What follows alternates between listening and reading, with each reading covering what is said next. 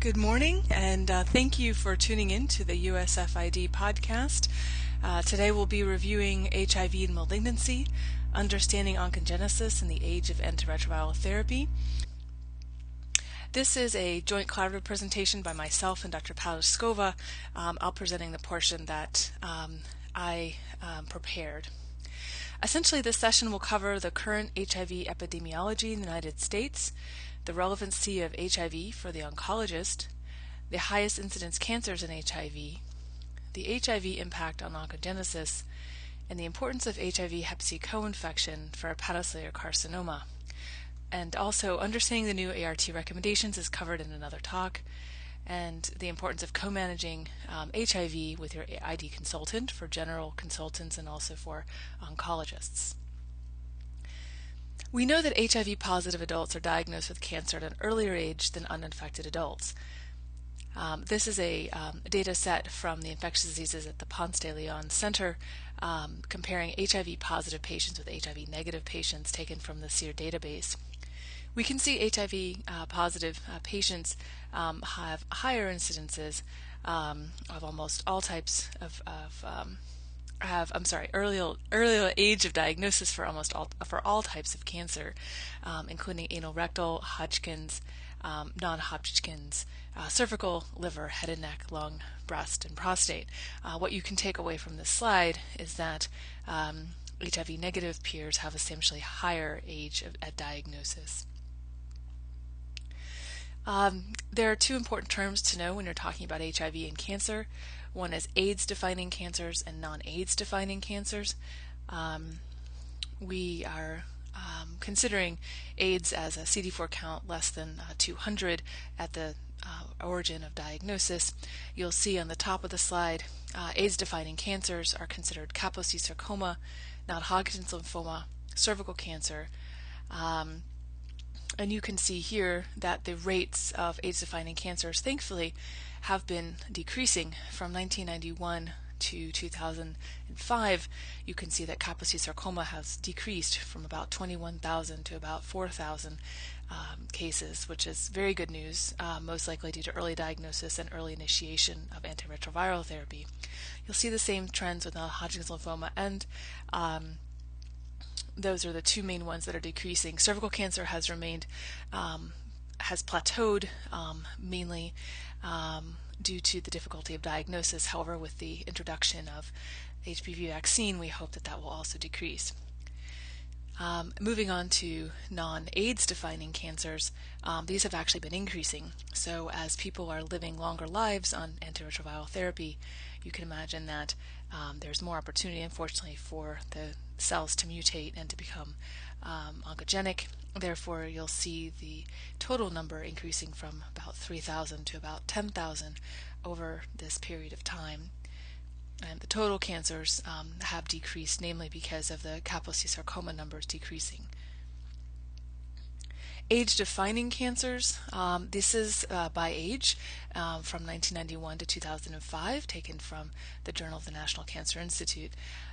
What the take-home point here is that overall the age-defining cancers are decreasing, and you can see that the age margins from 30 to 39 years have also been decreasing, mainly unfortunately because of many large numbers of deaths in the early 80s and early 90s, but also how it's the disease of HIV is becoming more controlled. Therefore, as the virus is controlled, we expect to see less AIDS-defining cancers.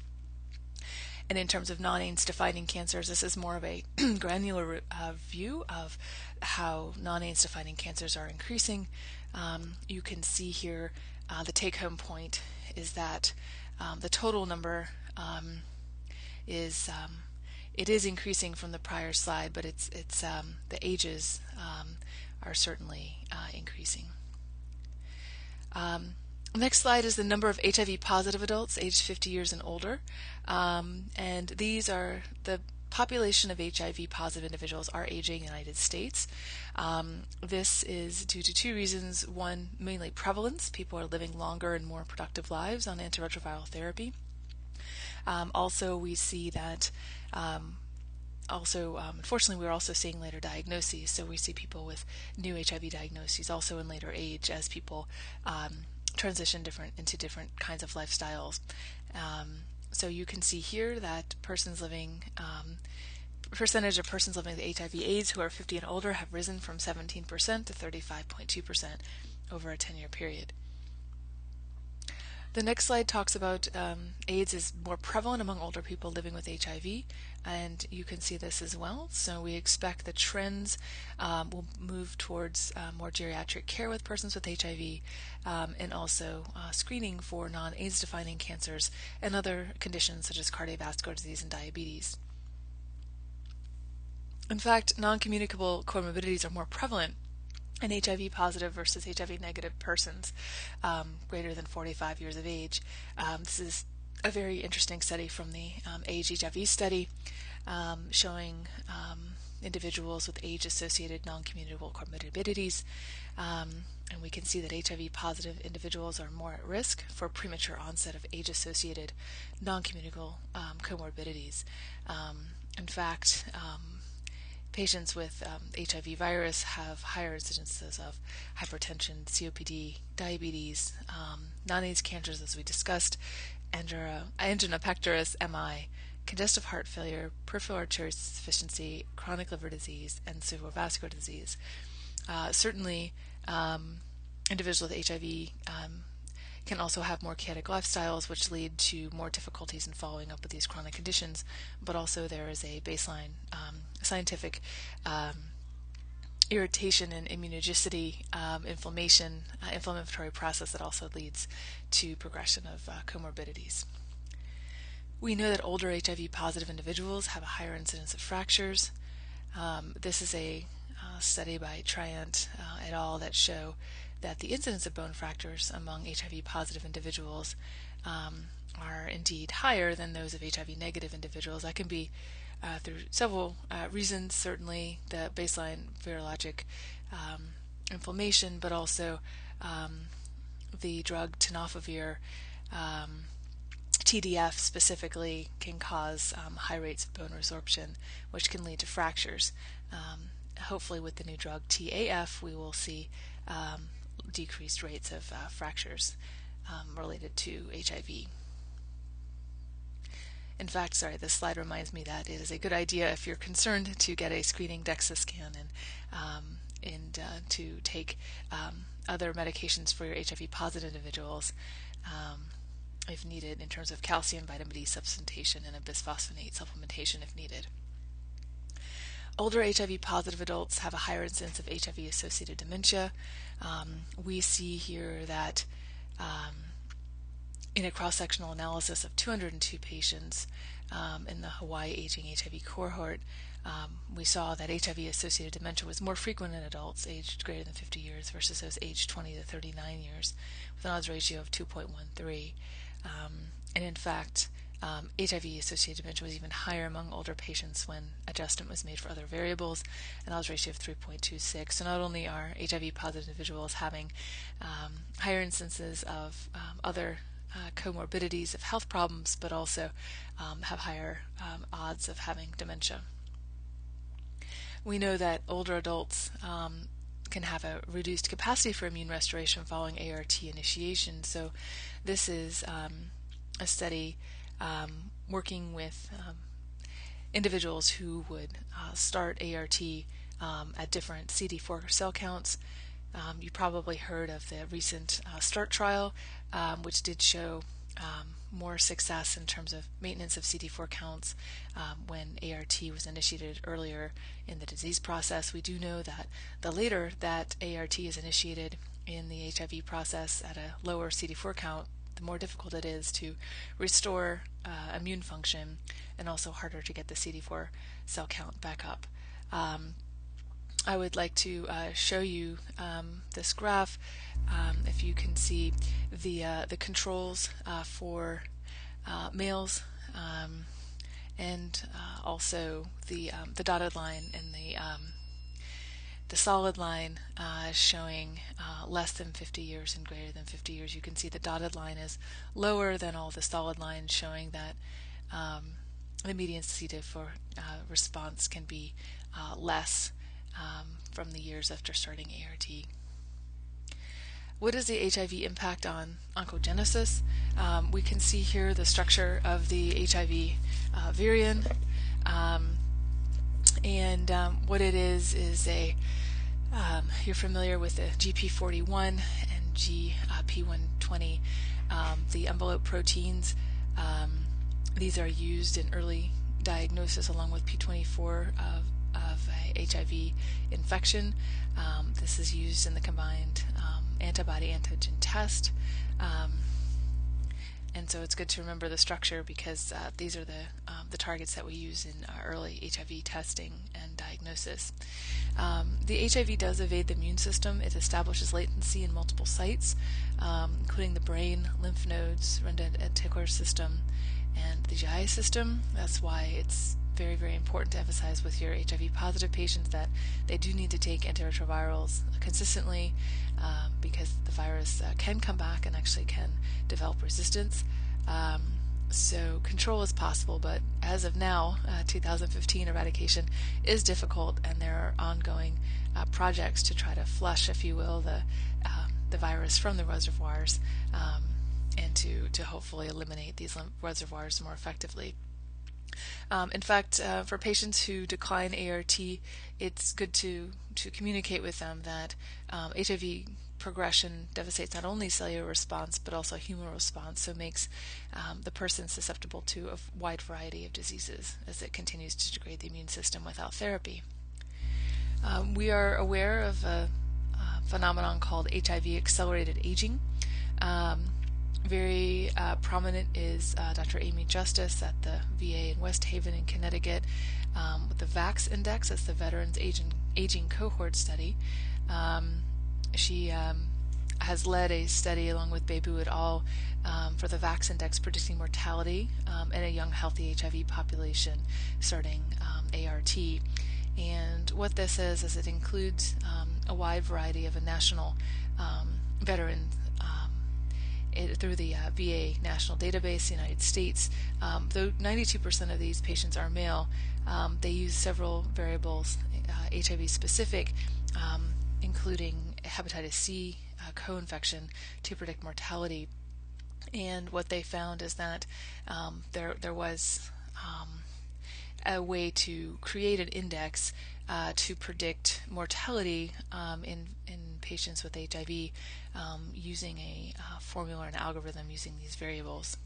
And that is internet searchable. You can actually look that up and plug in the numbers. In terms of HIV accelerated aging, we see that chronic inflammation leads to a continual immune activation both in normal aging and HIV infection.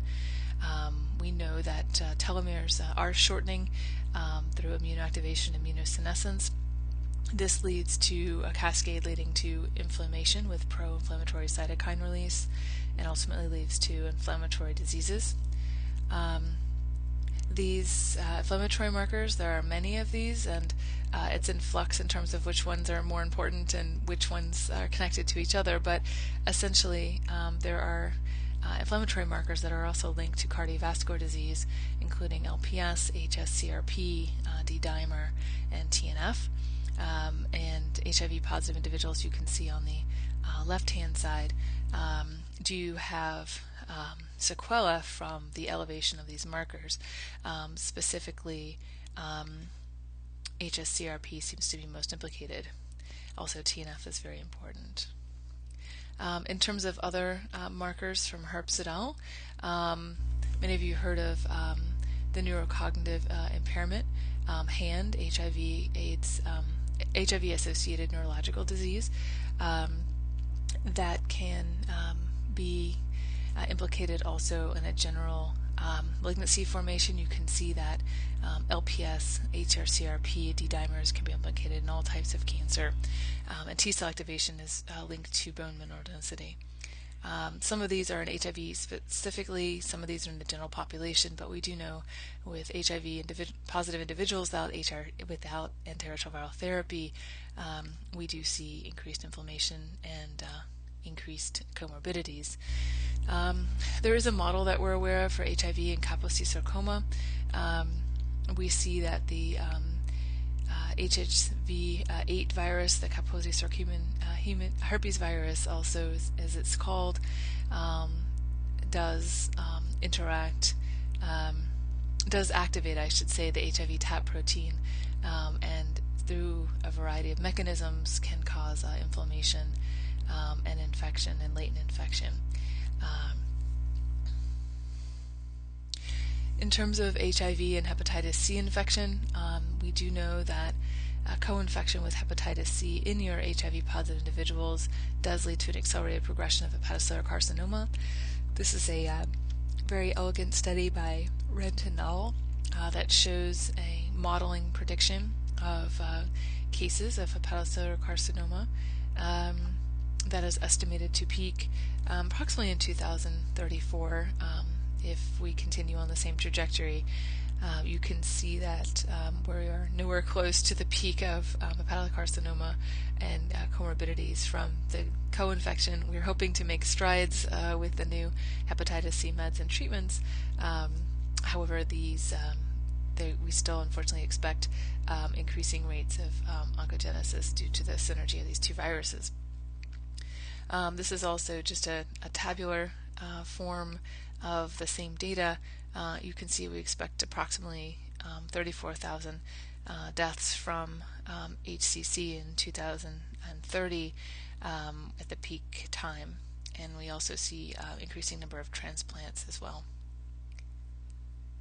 The natural history of HCC progression, we can see that there is exposure chronic to cirrhosis and to hepatocellular carcinoma transplant and death. Something very interesting is that we do know that some individuals will clear hepatitis C spontaneously. We think that's due to the robustness of their T cells, and we see that approximately a smaller percentage will go to hepatocellular carcinoma, but for those cases they're often severe. An active interest of research question is how do we predict or know that some people will control their co-infection, whether it be HIV or Hep C, and which individuals will actually progress more quickly to these diseases. This is a excellent slide. It's a little bit older, but I think it really brings home the point. This is by Kim et al. In 2013. We traditionally thought of the hepatitis C epidemic as being unimodal. You can see in the top slide 2002.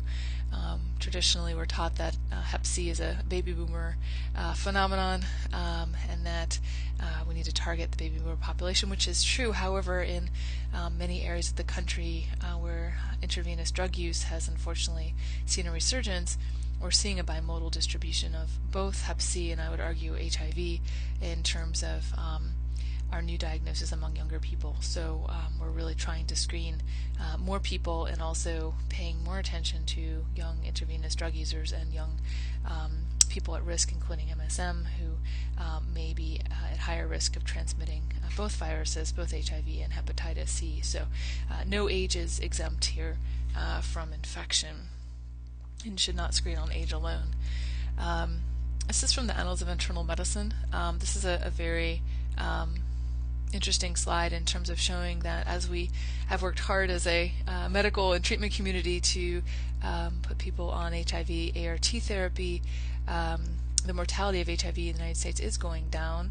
Let's see if I have the, yes, so basically the mortality points crossed in approximately 2006, where HIV mortality has gone down and hepatitis C mortality has gone up. So HIV mortality actually was surpassed by hepatitis C mortality in 2006. So hepatitis C really is a new problem area in terms of decreasing mortality and decreasing comorbidities from hepatocellular carcinoma. So what are the methods to providers to reduce barriers for HIV testing in older adults?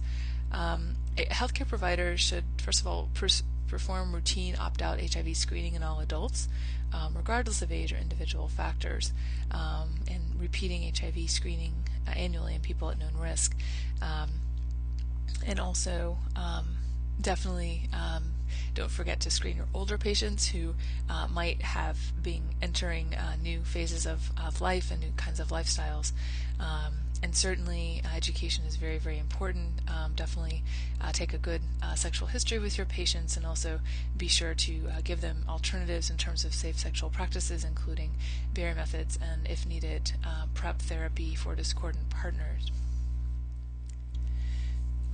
These are very promising antineoplastic agents, and these medicines actually do interact with your ART drugs. So I'm putting this slide up mostly for the folks I had presented at Moffitt who use these chemotherapic agents on a daily basis. But remember, when you're being consulted or rounding or working with patients undergoing chemotherapy, please check your interactions with the antiretroviral drugs.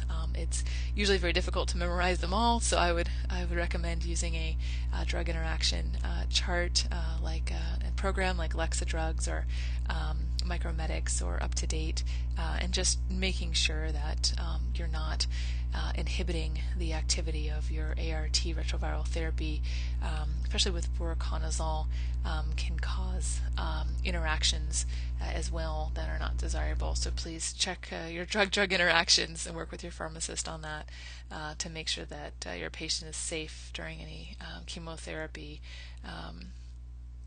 So thank you so much for your attention, and my contact information is below if you have any questions, and it was a pleasure talking with you. Thank you.